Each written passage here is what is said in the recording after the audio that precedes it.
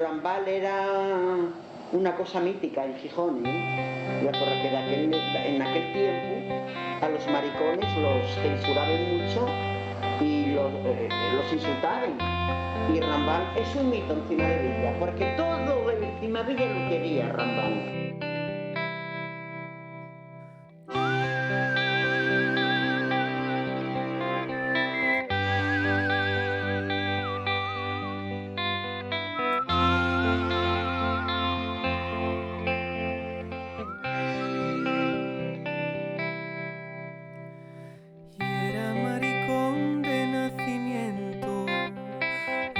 Cosa mítica en Xixón, Ciu de Concha la guapa y era un ídolo, una juerga y era la madre que lo parió.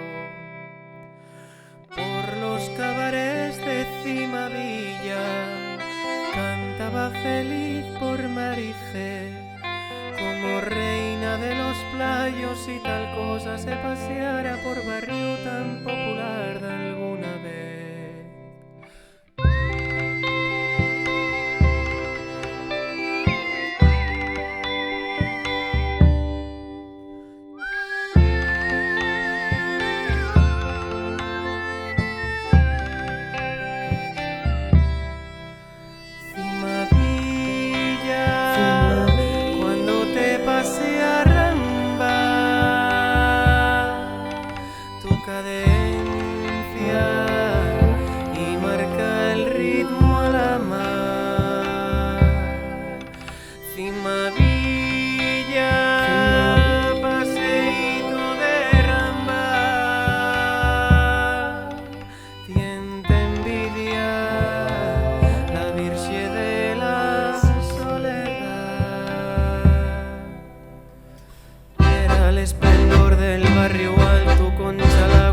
Salía anunciando ya hay función y el barrio se alborotaba. Marilole a la guitarra, los guajes emocionados sujetaban y el telón.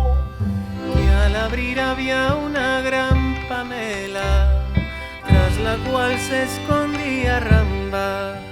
La tarábica y aplaude cara a Cristo, se escojona ante tal ostentación de libertad.